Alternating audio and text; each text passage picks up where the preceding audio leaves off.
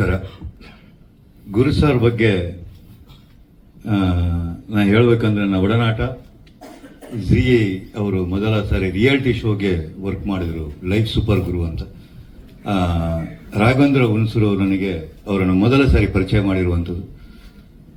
ಅವರು ನನ್ನ ನೋಡಿದ ತಕ್ಷಣ ನಂದೊಂದು ಡ್ರೆಸ್ ಇದನ್ನ ನೋಡಿಕೊಂಡೆ. ಅವರು ಫಸ್ಟ್ ನನ್ನ ಹತ್ರ ಒಂದು 3/4 ಗಂಟೆ ನನ್ನ ಡ್ರೆಸ್ ಬಗ್ಗೆ ಮಾತಾಡಿದಂಥ ವ್ಯಕ್ತಿಯವರು. ಅದಾದ ನಂತರ ಅದೇ ಟೈಮಲ್ಲಿ ನನ್ನ ಮೊದಲ ಸಿನಿಮಾ ಮದಿಪು ಅಂತೇಳಿ ನಾನು ಶೂಟಿಂಗ್ ಹೋಗ್ಬೇಕಂದ ಟೈಮಲ್ಲಿ ರಾಘವೇಂದ್ರ ಹುಣಸೂರು ಅವರು ಅದನ್ನ ನಿಲ್ಲಿಸಿ ನನಗೆ ರಿಯಾಲಿಟಿ ಶೋಗೆ ಆಡರೇಷನ್ ಆಗಿ ಮಾಡಬೇಕು ನೀವು ಅಂತೇಳಿ ಕರೆದಾಗ, ಇದನ್ನ ಗುರು ಅವ್ರ ಜೊತೆ ಮಾತುಕತೆ ಮಾಡಿದಾಗ ಅವರು ಮೊದಲು ರಾಘವೇಂದ್ರ ಹುಣಸೂರಿಗೆ ಗುರು ಅವರು ಬೈದ್ರು. ಫಸ್ಟ್ ಅವ್ರು ಮಾಡ್ಲಿ ಅದನ್ನ, ಆ ನಂತರ ಇದಕ್ಕೆ ಕರಿ, ಇವನು ಮಾಮೂಲಿ ಇದ್ದದ್ದೇ ಅದು ಅಂತ ಹೇಳ್ಬಿಟ್ಟು. ಅದಾದ ನಂತರ ಅವರು ಡೈರೆಕ್ಟರ್ ಸ್ಪೆಷಲ್ ಅಂತೇಳಿ ಒಂದು ಪುಸ್ತಕನ ಬರೆದ್ರು.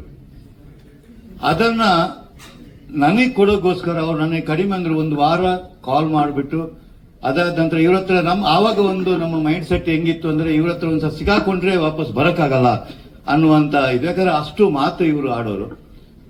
ಬಟ್ ಅವರ ಜೊತೆ ಸೇರ್ಕೊಂಡಾಗ ಅವರ ಒಳಗಿರುವಂತಹ ಪದಪುಂಜಗಳು, ಸಾಹಿತ್ಯದ ಪದಪುಂಜಗಳು, ಪ್ರತಿಯೊಬ್ಬ ನಿರ್ದೇಶಕ, ಪ್ರತಿಯೊಬ್ಬ ಕಲಾವಿದ, ಪ್ರತಿಯೊಬ್ಬ ಕಥೆಗಾರರು ಹುಡುಕುವಂತ ಪದಗಳು ಅವ್ರ ಹತ್ರ ಆರಾಮಾಗಿ ಬರೋದು. ನಾವಿಲ್ಲಿ ಸಾಹಿತ್ಯದಲ್ಲಿ ಕೂಡ ಅವ್ರದ್ದು ನಾವು ನೋಡಿದ್ವಿ, ಅವ್ರು ಹೆಂಗೆ ಜೋಡಣೆ ಮಾಡ್ತಾರೆ ಅಂತ. ಹೋಗ್ತಾ ಹೋಗ್ತಾ ಒಂದು ಸಾರಿ ಗುರು ಅವರ ಜರ್ನಿಯಲ್ಲಿ ಒಂದು ದಿನ ಇದ್ರೂ ಕೂಡ ಅವ್ರು ಅವ್ರ ಜೊತೆಗೆ ಇರೋಣ ಅಂದ್ರೆ ಟೈಮ್ ಹೋಗದೆ ಗೊತ್ತಾಗಲ್ಲ.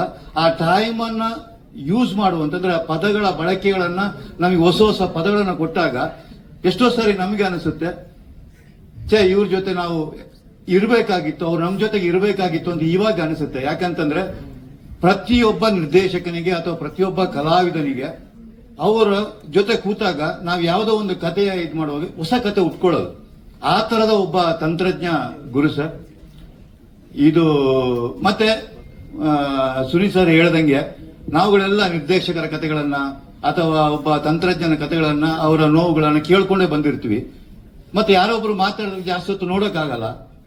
ಆದ್ರೆ ಗುರು ಅವರು ಏನೇ ಮಾತಾಡ್ಲಿ ಅದನ್ನ ಪೂರ್ತಿ ನೋಡೋ ತನಕ ನಮ್ಮ ಮೈಂಡ್ ಬೇರೆ ಕಡೆ ಹೋಗಲ್ಲ. ಅಂದ್ರೆ ಅಷ್ಟು ಹಿಡಿತ ಅವರ ಮಾತುಗಾರಿಕೆಯಲ್ಲಿತ್ತು. ಇಡೀ ಸಿನಿಮಾಕ್ಕೆ ಒಳ್ಳೇದಾಗ್ಲಿ.